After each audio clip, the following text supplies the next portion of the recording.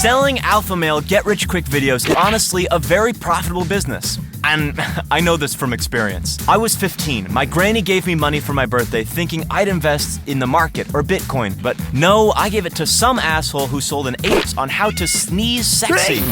It was supposed to make girls gravitate to you instantly. I just ended up giving my whole school mono. So how do these gurus make their millions? 1, they're not selling a product. They're selling you on your own dreams.